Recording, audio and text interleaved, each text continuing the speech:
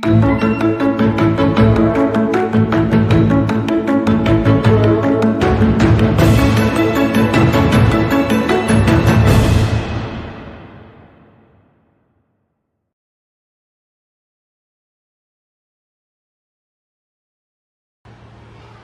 siang Bapak Ibu Saudara dan rekan-rekan.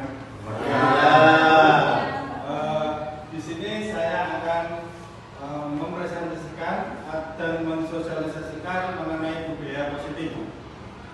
Apa itu budaya positif? Budaya positif yang dilakukan khususnya di sekolah ini merupakan nilai atau kebiasaan di sekolah yang berpihak pada murid agar mereka dapat berkembang menjadi pribadi yang kritis, penuh hormat dan bertanggung jawab sesuai dengan profil Pancasila. Nah, di sini ada konsep utama budaya positif. Yang pertama, pembelajaran dengan paradigma baru, disiplin positif, kebutuhan dasar manusia, motivasi perilaku manusia, restitusi posisi kontrol guru dan keyakinan kelas, serta segitiga restitusi. Pembelajaran dengan paradigma baru ini merupakan pembelajaran yang dirancang berdasarkan prinsip pembelajaran berdiferensiasi sehingga peserta didik belajar sesuai dengan kebutuhan berdasarkan tahap perkembangan sesuai teori psikologi modern untuk mewujudkan profil pelajar Pancasila. Disiplin positif ini merupakan cara kita mengontrol diri dan bagaimana kita menguasai diri untuk memilih tindakan yang mengacu pada nilai-nilai yang kita hargai. Sebagai pendidik, tujuan kita adalah menciptakan anak-anak yang memiliki disiplin diri sehingga mereka bisa berperilaku dengan mengacu pada nilai-nilai kebijakan universal untuk memiliki motivasi intrinsik dan bukan ekstrinsik. Kebutuhan dasar manusia ini merupakan suatu kebutuhan setiap orang, di mana setiap orang itu memiliki kebutuhan yang berbeda-beda. Kita harus berusaha untuk memahami pandangan orang lain terhadap dunia, sehingga setiap orang ini memiliki gambaran yang berbeda. Kebutuhan dasar manusia yang pertama yaitu untuk kebutuhan bertahan hidup, kasih sayang dan rasa diterima, penguasaan, kebebasan, dan kesenangan. Menurut Dian Goseng dalam bukunya tentang Restructuring School Discipline, teori motivasi perilaku manusia, ini yang pertama untuk menghindari ketidaknyamanan atau hukuman. Yang kedua untuk mendapatkan imbalan atau penghargaan dari orang lain. Serta yang ketiga untuk menjadi orang yang diinginkan dan dihargai diri sendiri yang dinilai mereka untuk bisa percaya. Teori yang pertama untuk menghindari ketidaknyamanan ini merupakan tingkatan terendah dari motivasi perilaku manusia. Biasanya orang yang motivasi perilakunya ini untuk menghindari hukuman, ketidaknyamanan, akan bertanya apa yang akan terjadi, dan apabila saya tidak melakukannya, sebenarnya mereka ini sedang menghindari permasalahan yang mungkin muncul dan berpengaruh pada secara fisik, psikologis maupun tidak terpenuhinya kebutuhan mereka. Teori yang kedua yaitu mengenai perilaku manusia untuk mendapatkan imbalan dan penghargaan dari orang lain. Nah, ini suatu tingkat yang motivasi pertama, di mana di sini orang berperilaku untuk mendapatkan imbalan atau penghargaan dari orang lain. Dengan motivasi ini akan bertanya apa yang akan saya dapatkan, dan apabila saya melakukannya, mereka melakukan sebuah tindakan untuk mendapatkan suatu pujian yang menurut mereka penting dan mereka meletakkan dalam dunia yang berkualitas.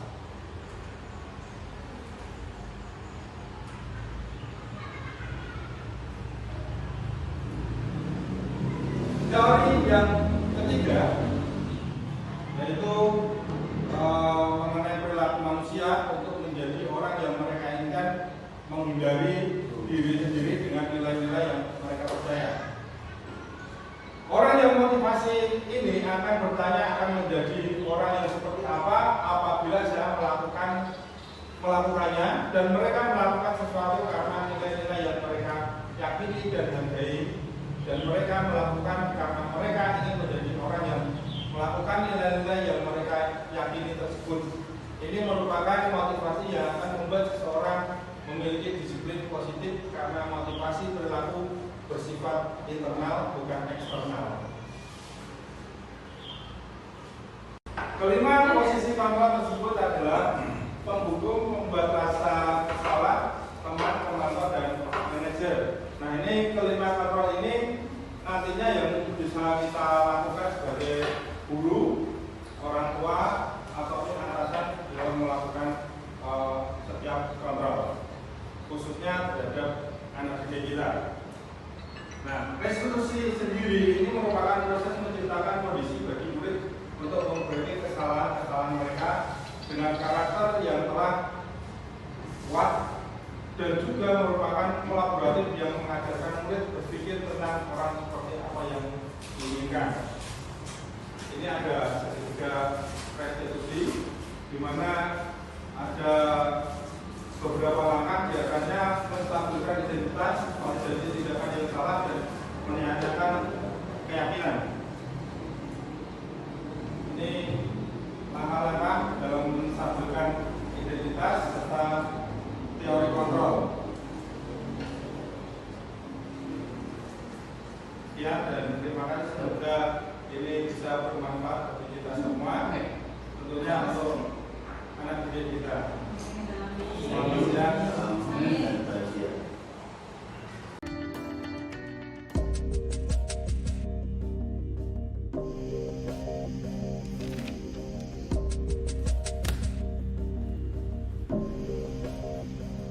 Naren! Sini kamu! Selamat pagi, Bu. Selalu terlambat. Kamu deh, pasti terlambat. Maaf, Bu. Saya... Apa? Apa coba? Alasan kamu apa lagi? Kapan sih kamu tidak terlambat? Malas sekali ya kamu jadi anak. Saya... Dasar pemalas. Gak kapok-kapok sih kamu. Sudah berapa kali terlambat? Sana, kamu keliling lapangan basket 2 kali. Kenapa saya harus keliling lapangan basket, Bu? Kenapa? Kamu mau lawan ibu? Berani-beraninya jawab. Sudah terlambat, masih berani jawab pula. Sekarang, keliling lapangan basket 5 kali sekalian. Biar kapok. Cepat, pergi sana ke lapangan basket. Posisi penghukum biasanya berbicara dengan nada tinggi, menghardik, menunjuk-nunjuk, menyakiti, dan menyindir. Hukuman bisa berupa fisik maupun psikis. Ibu dan bapak guru hebat. Dampak yang terjadi pada murid ketika guru berada pada posisi penghukum adalah murid cenderung akan memberontak, bahkan menyimpan dendam.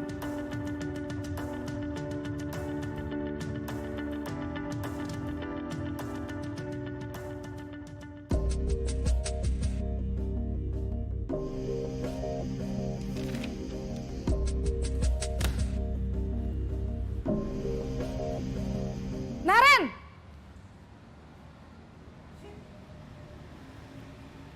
Selamat pagi, Bu. Naren. Kamu kenapa terlambat lagi, nak? Ya Tuhan, Naren. Kamu senang ya bikin ibu susah ya? Kalau kamu terlambat lagi, nanti ibu yang ditegur bapak kepala sekolah, nak. Disangka ibu tidak bisa membina kamu. Duh, gimana ini? Maaf, Bu. Duh, Gusti Naren.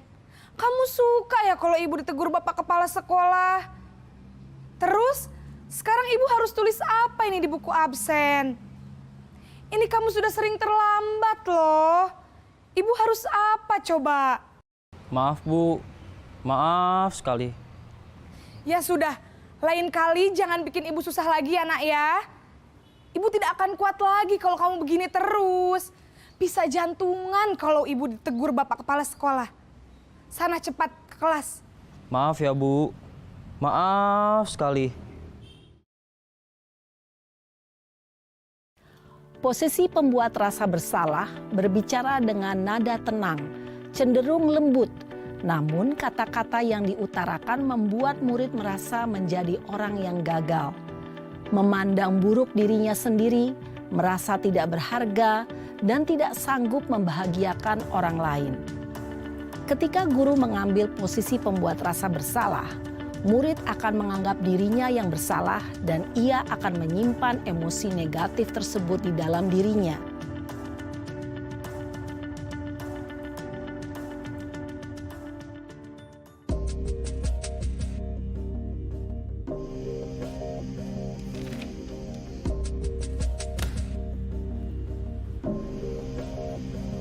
Naren!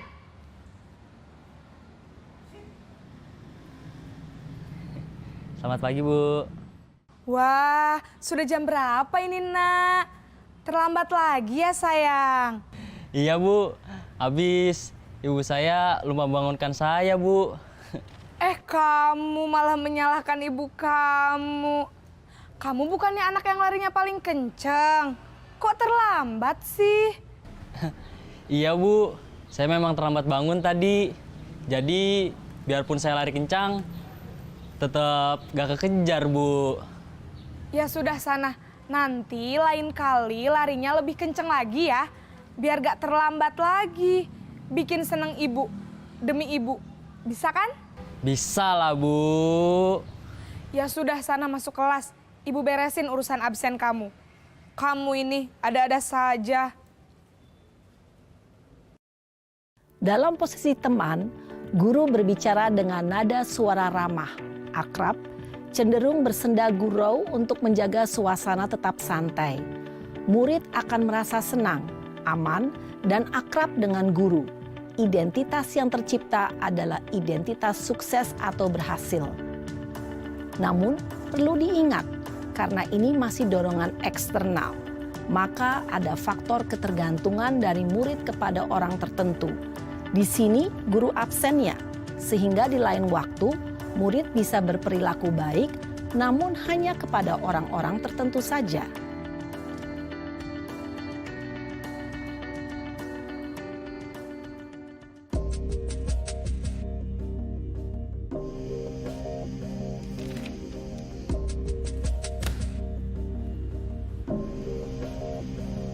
Naren!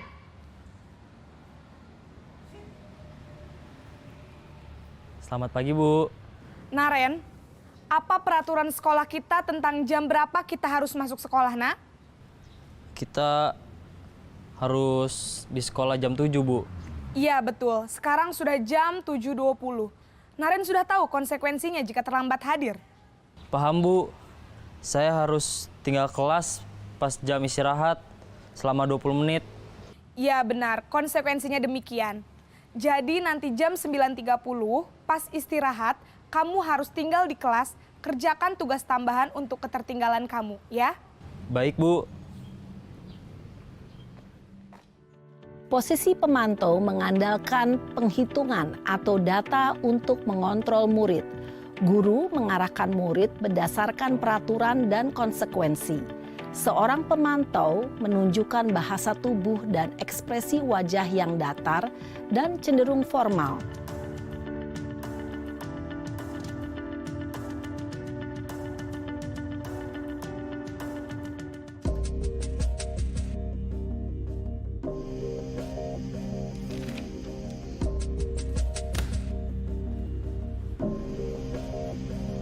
Naren!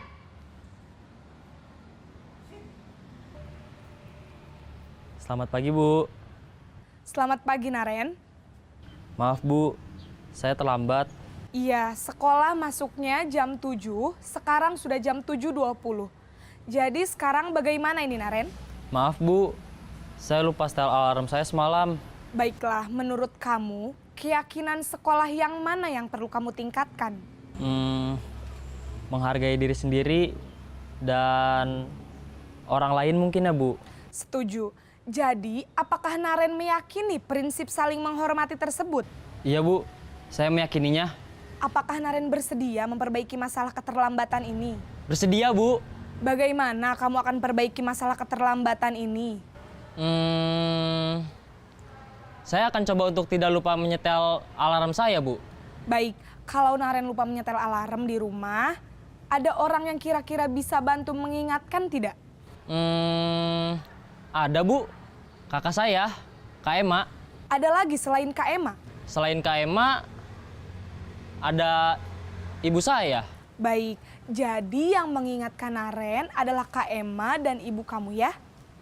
Kira-kira akan mulai setel alarm kapan nih Naren? Setelah pulang sekolah, akan segera saya lakukan.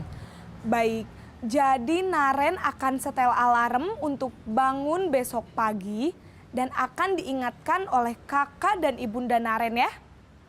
Ada lagi yang mungkin perlu dilakukan Naren? Agar tidak terlambat bangun lagi. Tidak ada Bu.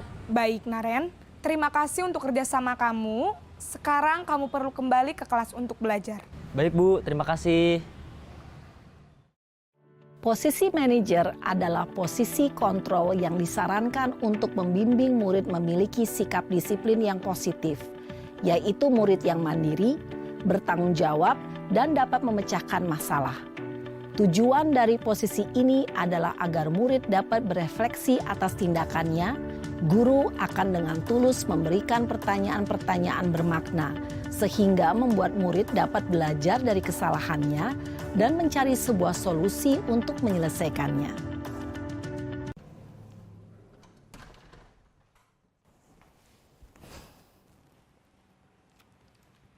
Siang Sarah. Siang Pak. Sudah lama nggak ketemu Sarah. Kenapa hari ini ada di sini? Kesel Pak, kesel banget.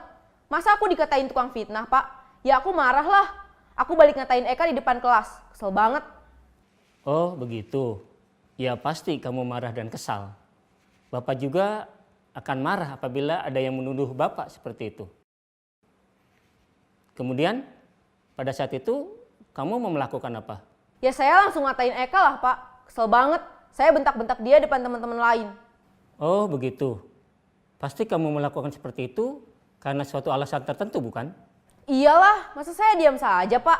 Ya saya bela diri lah. Masa saya dituduh tukang fitnah? Ya wajarlah. Mempertahankan harga diri itu sesuatu yang penting buat kamu. Untung kamu tidak bertindak lebih gegabah lagi. Hanya membentak-bentak.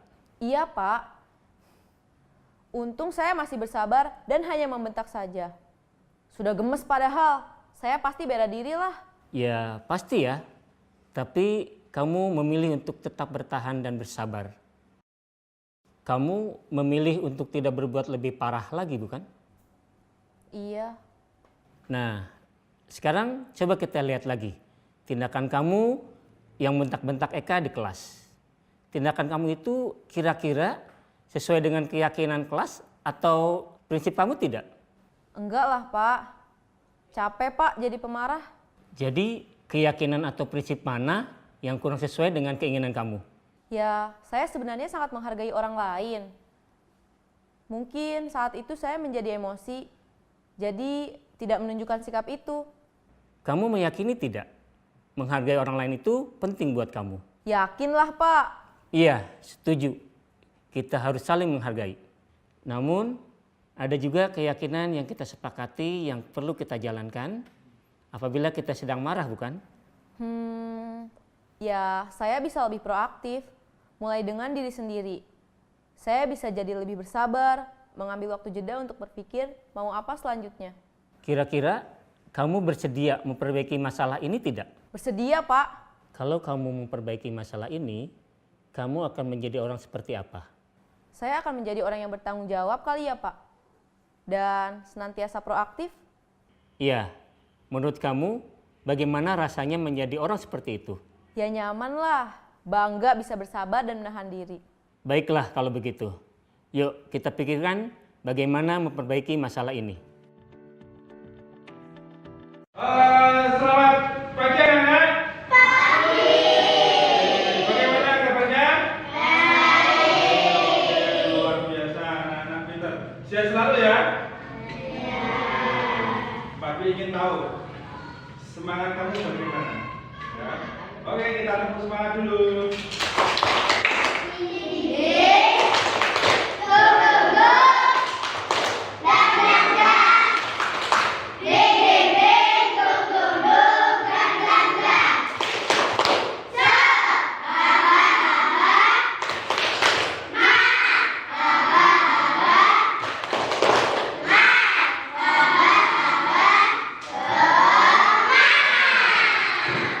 Oke, untuk kali ini Pak Dwi akan membuat kesepakatan kelas.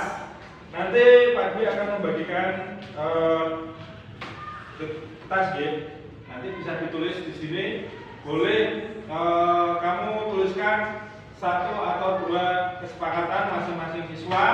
Nanti kalau sudah selesai, kalian tempel di papan tulis sini ya. Oke?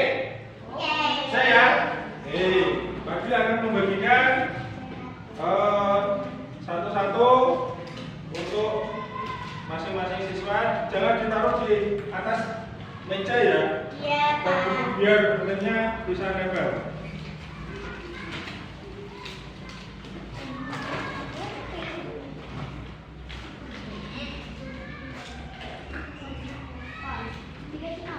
Kasih nama, jangan lupa.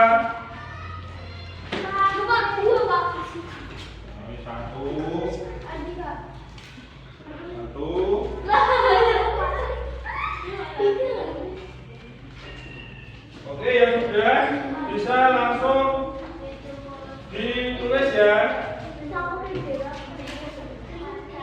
Bisa langsung ditulis ya, kesepakatan kelas. Oke, mulai.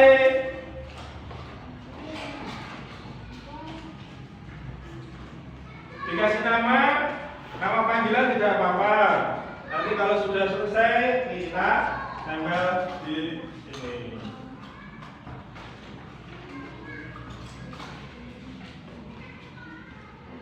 Oke, ya bagus Angel.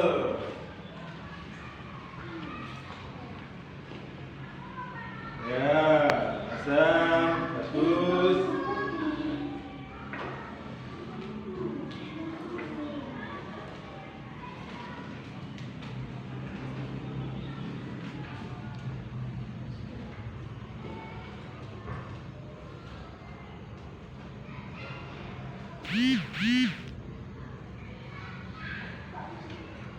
Kalau sudah bisa ditempel di sini.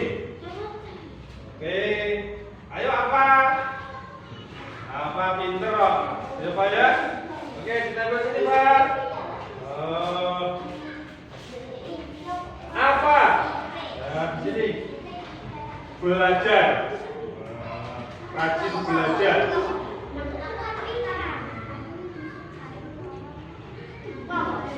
Pak sudah selesai? Ayo sini. Angel bisa ditempel? Belum. Ya, belum. Irfan, mau tempel di mana?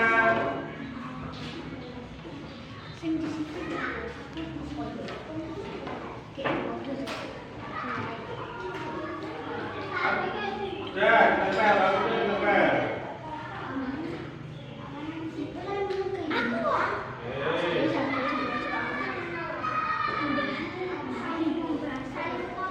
Ya,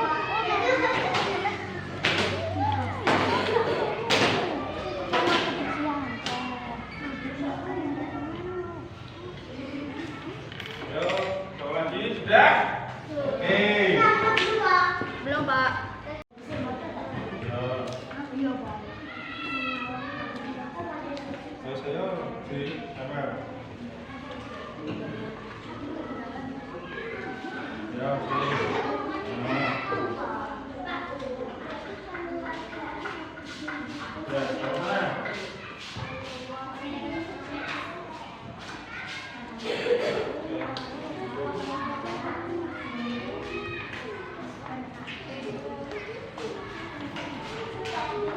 Sudah? Ya.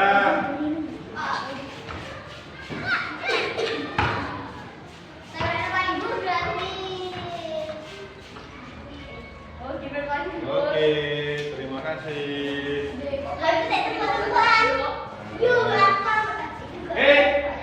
Tepuk tangan buat kalian semua. Kamu keren?